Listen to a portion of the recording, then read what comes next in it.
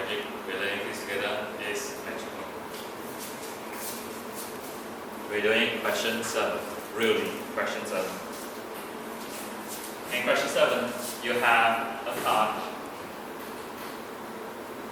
with a hole, a pivot at one corner, where you put a wooden structure inside it. There's a pivot, you let it go, and guess what happens? You start to swing and swing. And then later, you become stationary. But how does it, or why does it become stationary? That is the question we're trying to do. A uniform rectangular sheet of card of weight W is suspended from a wooden rod. The card is held to one side as shown in the figure. So this is a uniform rectangular card, and it has weight W. A1 on the figure, mark and label with the letter C the position or center of gravity of the card. Because it's uniform, we can say the center of gravity will be equal to the center of mass.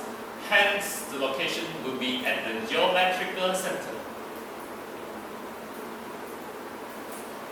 of the card.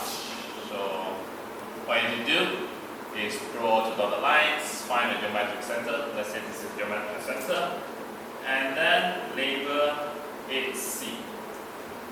2. Mark with an arrow, label W, the weight of the card. So weight is the weight of the card. Works again as usual.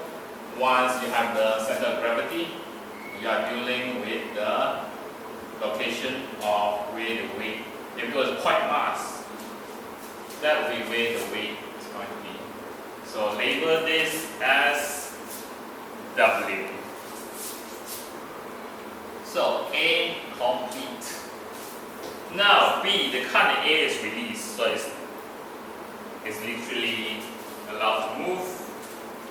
The card swings on the rod and eventually comes to rest. 1. List the two forces other than its weight and air resistance, so B1. Other than weight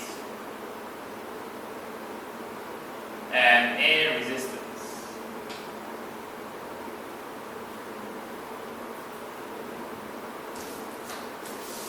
What other forces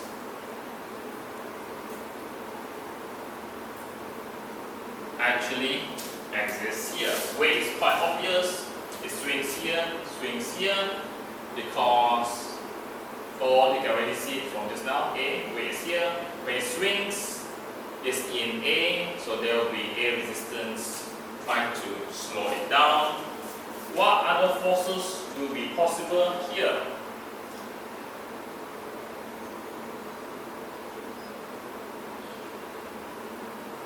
So, you have a few. You can mention one would be the frictional force.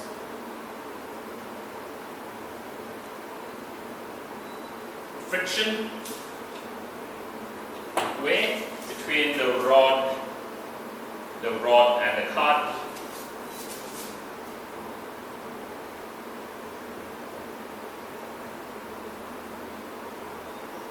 Other one could be a normal reaction force.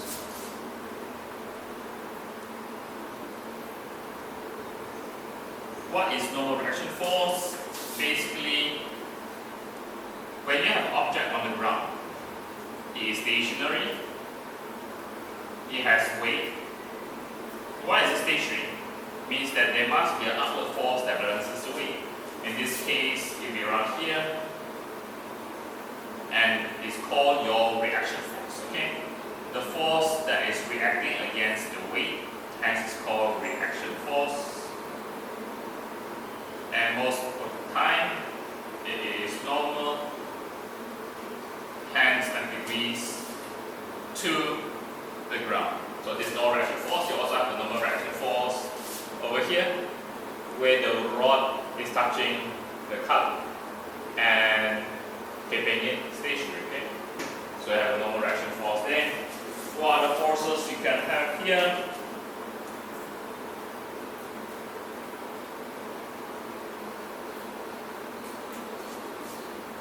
You can have exerting a force on the rod. So cart exerting force on rod. Remember this weight, since this cart is being supported by the rod, this cart is actually putting a force onto the rod. Then moving to the next question.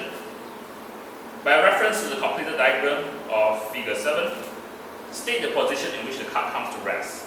Explain why the cart comes to rest in this position. So B2, the cart will come to rest.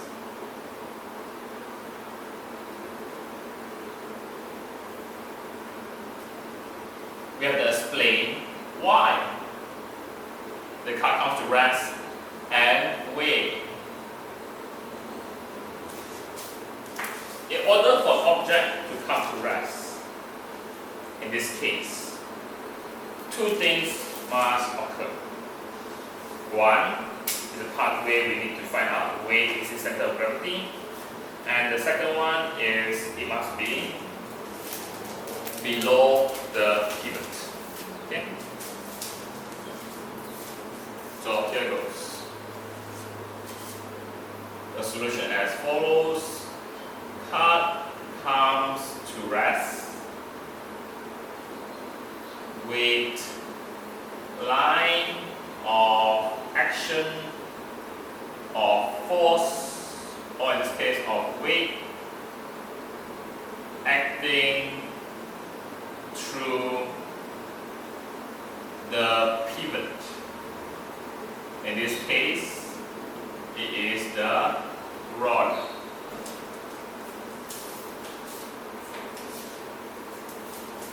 Why? So that weight does not have a moment about the pivot.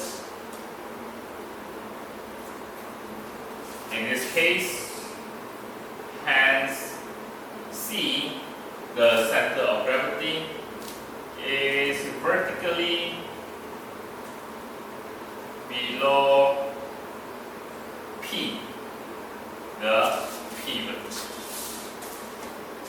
If I was to draw an object, basically we have P as the pivot and center of gravity C will be here.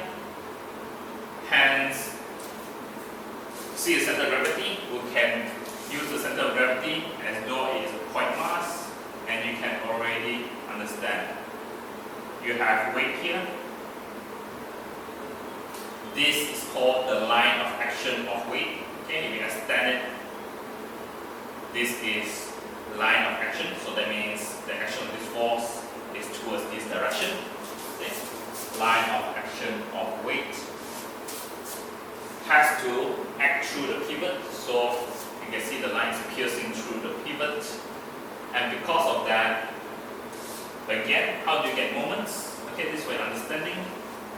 Moments is equal to force times perpendicular distance. Notice again, there is no perpendicular distance existing between weight and the pivot. The only distance here from the pivot is this guy. And notice, this is not perpendicular. Okay, it's through the line of action of weight, meaning it is more like parallel. And because there is no perpendicular distance, there is no turning effect. Hence, weight does not have a moment, no moment about the pivot, and that is why the cart comes to rest like this. So I hope you understand this video. If not, please replay this video and provide me with some feedback.